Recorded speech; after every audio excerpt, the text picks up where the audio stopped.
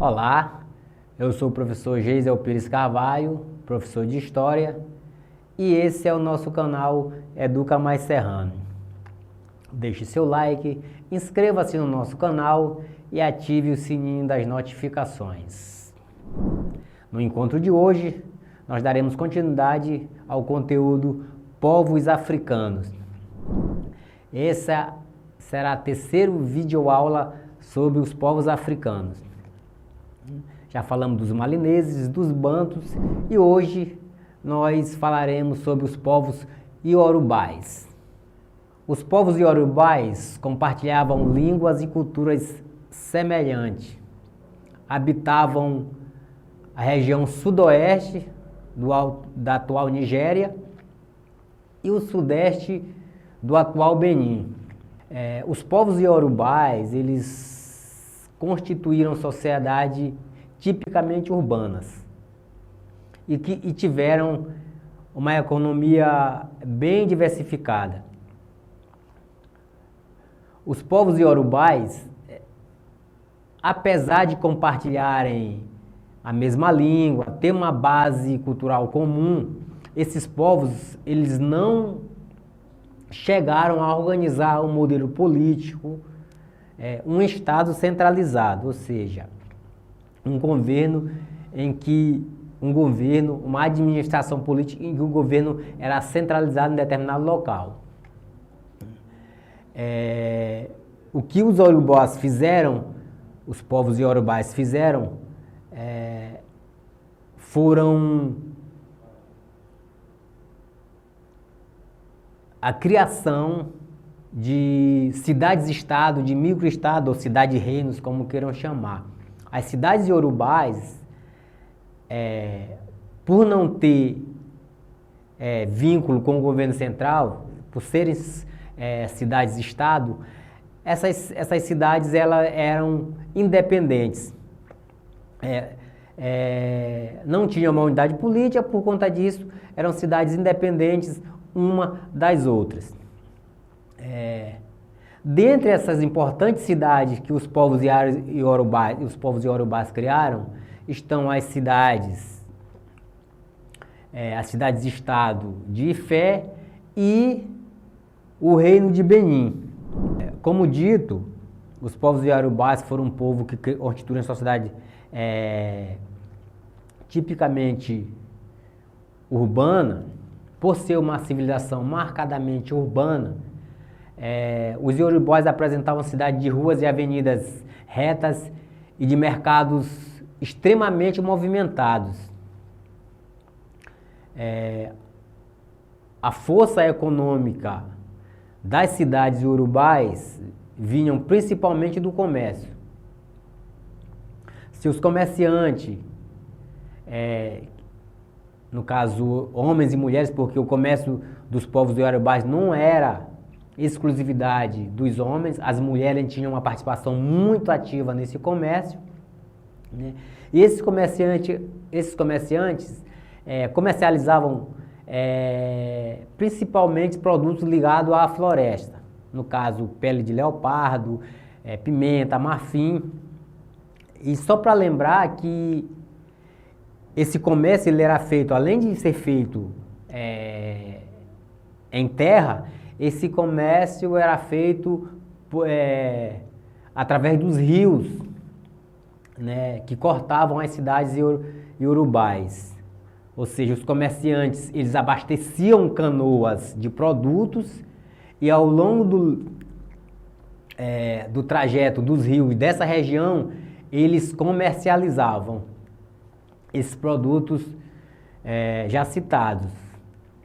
Além desses produtos, os objetos de couro, metal e marfim confeccionados por seus artesãos também fazia parte desse comércio. Na cidade de Olhó, que no caso era a capital política dos iorubais,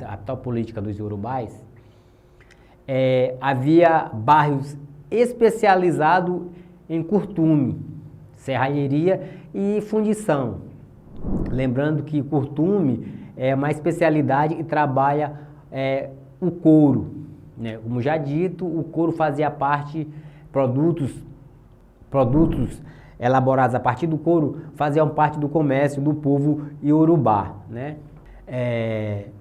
Ifé, Queto e Olhó eram as principais cidades construídas pelos povos iorubás. Como dito, dentre essas cidades já citadas, a cidade de Ifé, que era uma cidade-estado, e o reino de Benim foram aquelas que tiveram destaque muito grande. Acerca da cidade-estado de Ifé, estudos arqueológicos apontam que no século VI, a cidade iorubá de Ifé não era um estado centralizado, como eu já disse, né? Mesmo falando a mesma língua, tendo uma cultura de base comum, os povos iorubás não conseguiram constituir um estado centralizado. E no século VI, a partir de estudos arqueológicos, já foi detectado isso, de que a cidade de Ifé não constituía um estado centralizado, mas sim um conjunto de aldeias de agricultores e comerciantes. Essa cidade de Ifé, essa cidade-estado de Ifé, viveu seu grande esplendor entre os séculos XII e XV. Essa cidade de Ifé era a cidade sagrada dos iorubás, ou seja, era a capital religiosa dos iorubás, né? Que segundo a mitologia iorubá, Ifé seria a origem de todas as coisas, ou seja, onde tudo começou, né? É como se fosse o umbigo do universo. E a partir de Ifé é que os homens, né, se espalharam mundo afora, pelo mundo. O chefe político de cada aldeia era um ancião e geralmente era escolhido entre os povos mais velhos. Esse chefe geralmente era chamado de Obá, né? E esse Obá só devia subordinação ao Oni, né?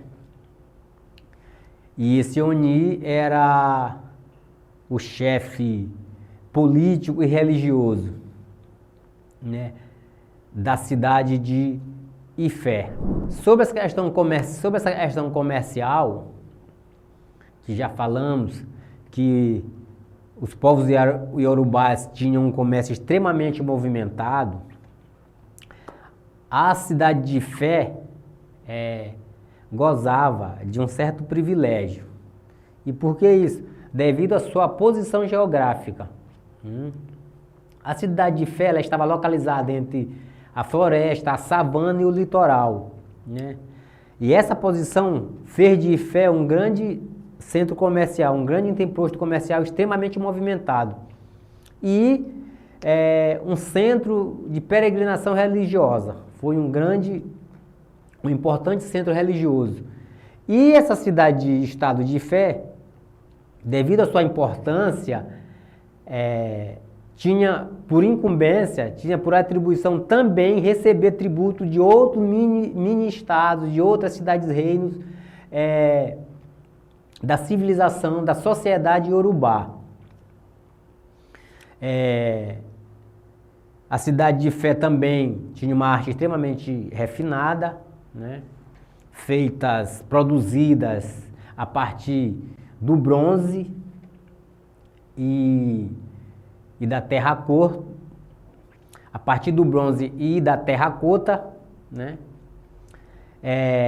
Esse artesanato, essa arte eram elaboradas em panos, colares e pulseiras, e geralmente tinha representação de reis, soldados, músicos e deuses.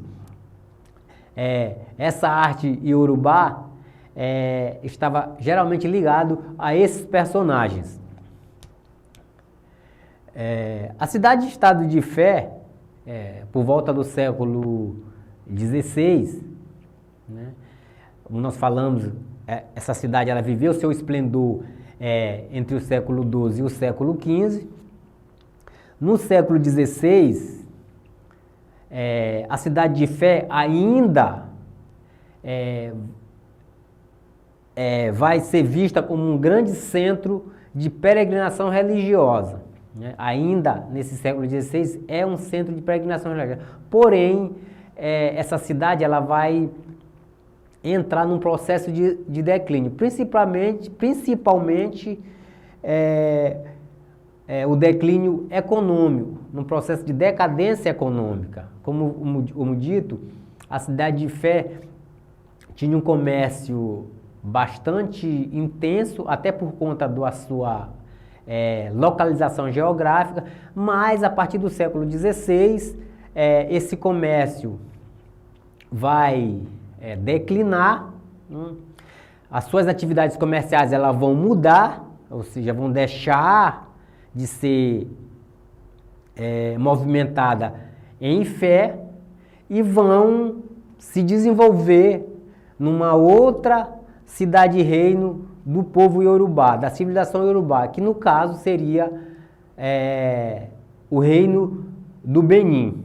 Então, quando Ifé entra em decadência, a cidade de Ifé entra em decadência econômica, comercial, né?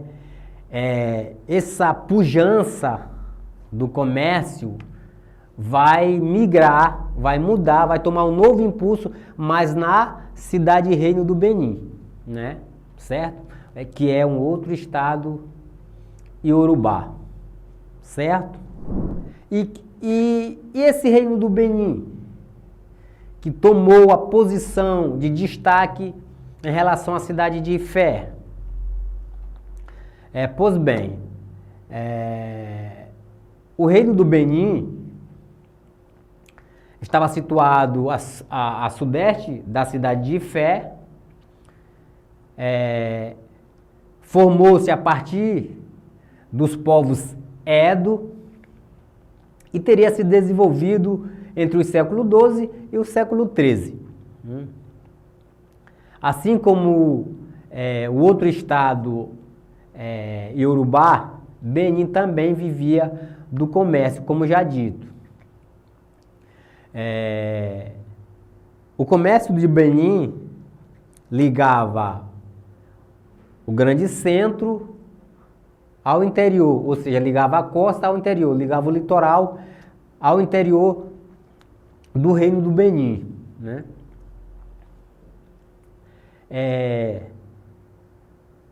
Nas suas rotas comerciais do reino do Benin, passavam produtos, era comercializado produtos como o sal, o dendê, o cobre, tecidos, que geralmente vinham de Ifé. Esse comércio, como já dito, além de ser feito em terra, também era feito por meio dos rios, né? E um desses rios era o rio Zaire, além, obviamente, de outras localidades.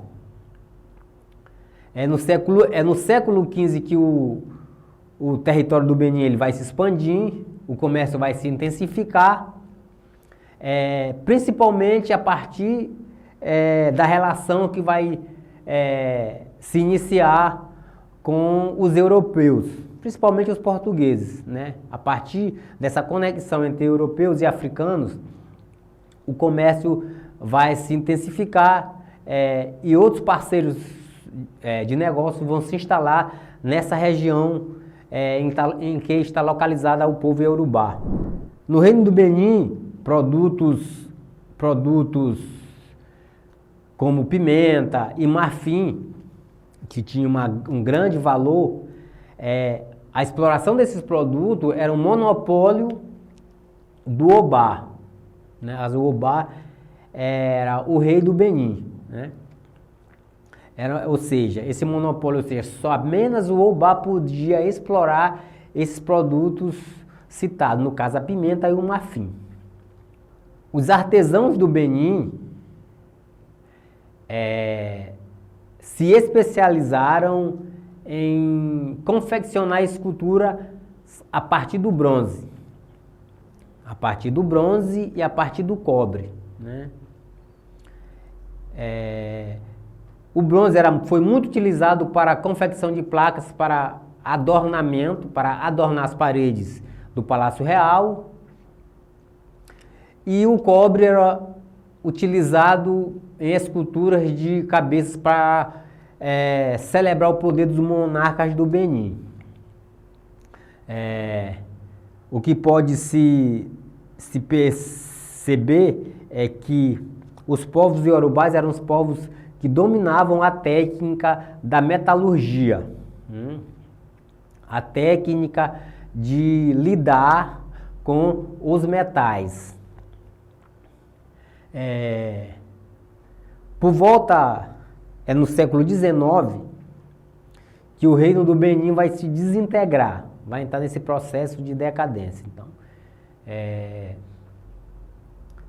e isso vai acontecer a partir do domínio dos ingleses. Então, em 1897, sob o pretexto de que o cônsul inglês e mais alguns compatriotas foram mortos, o Império Britânico invadiu o reino do Benin,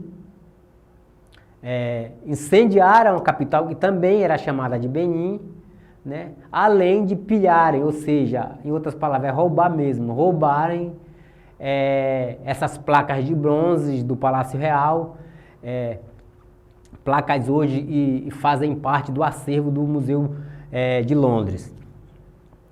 E hoje, o que nós vemos muito, a mídia ocidental, principalmente a mídia brasileira, tem destacado a morte da Rainha Elizabeth II, né? Mais de 15 dias tratando isso aí, 2 semanas. Mas a gente precisa refletir o que foi que o Império Britânico fez com os povos africanos, com territórios africanos.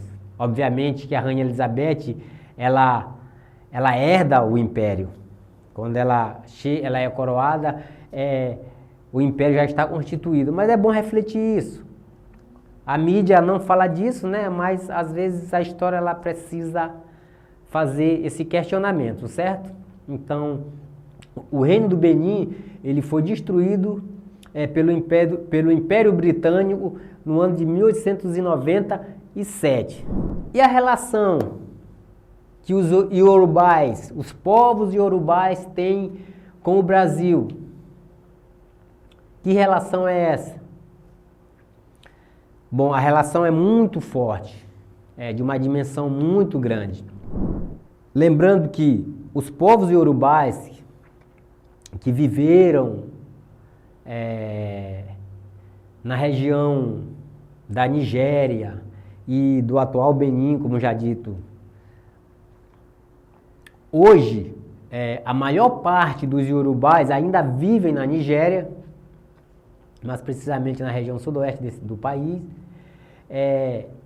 mas há comunidades importantes dessa etnia, desse povo, nos estados atuais do Benin, de Gana, de Togo e da Costa do Marfim. Mas lembrando que a grande maioria do povo iorubá na atualidade vive na Nigéria. Pois bem, com a intensificação, com o aumento, a intensificação do tráfico de africanos escravizados desta região já citada, entre os séculos XV e o século XIX, muitos dos traços dessa cultura iorubá, língua, a música e muitos outros costumes foram introduzidos e disseminados por regiões do continente americano, né? E entre essas regiões do continente americano está, obviamente, o Brasil, né? Uma boa parte da população negra no Brasil vieram de terras iorubás. Do início do tráfico de africanos escravizados e até o século XIX, quando vai ter o término desse comércio, um grande número de iorubais vão ser trazidos na condição de escravos, né, e vão entrar principalmente pelo porto de Salvador. Entre esses africanos que foram trazidos para o Brasil, africanos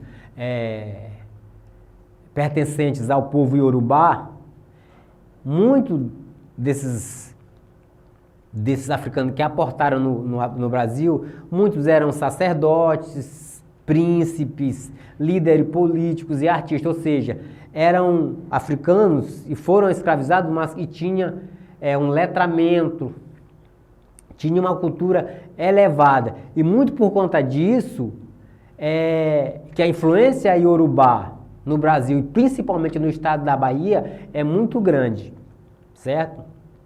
A comunidade negra baiana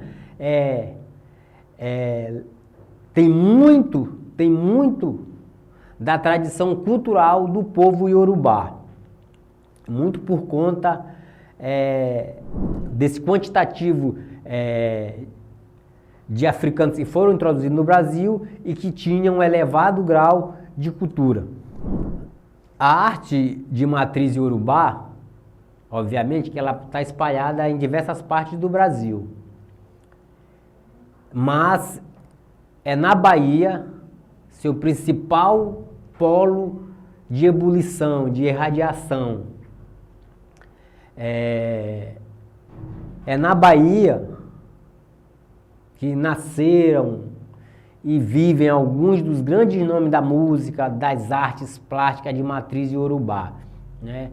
A exemplo, quando vemos o bloco Olodum, esse bloco ele é de tradição iorubá, né?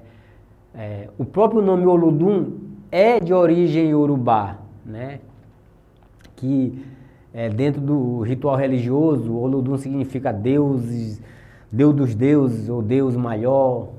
O outro bloco, o Iliaê, também o nome é de origem iorubá. Esse bloco ele foi o primeiro bloco afro criado no Brasil, lá no ano de 1974, e muito influenciou a cultura afro brasileira. Pode ser traduzido como casa e terra, casa de candomblé ou casa de negro. Por ele ter uma ligação direta com o candomblé, seja exatamente isso. Se o significado esteja relacionado com as casas de culto. Aí, por exemplo, Margareth Menezes. Margareth Menezes é uma artista renomada que tem na sua tradição a influência iorubá, né? Então, Olodum, Iliaê, Margareth Menezes e muitos outros artistas preservam, né, tem como influência essa tradição cultural iorubá, certo? Então, os povos iorubais, eles vão ter forte influência na formação da cultura brasileira. Tiveram forte influência na formação cultural do Brasil. E como dito, a maioria dos povos africanos, escravizados, trazidos para o Brasil, mas principalmente para o estado da Bahia, pertenciam a esse grupo linguístico iorubá, que às vezes também é chamado de Nagô. Vão deixar uma marca muito forte na cultura afro-brasileira, sobretudo no campo religioso, no caso o candomblé, né? O candomblé é um modelo religioso de matriz africana de grande expressão nacional, né? É conhecido nacionalmente, mas que tem como influência os povos iorubais. Então, todo brasileiro com o mínimo de entendimento, sabe que no Brasil existe o modelo religioso de matriz africana denominado candomblé. Pois é, o candomblé é uma influência do povo iorubá. Pois bem, esse era o nosso encontro de hoje, né? Falar dos povos iorubais, é a terceira parte relacionado aos povos africanos. Falamos dos malineses, dos bantos, e hoje a nossa videoaula era voltada para os povos iorubais, tá certo? Muito obrigado, deixe seu like, inscreva-se no nosso canal e ative o sininho das notificações. E até o nosso próximo encontro, certo?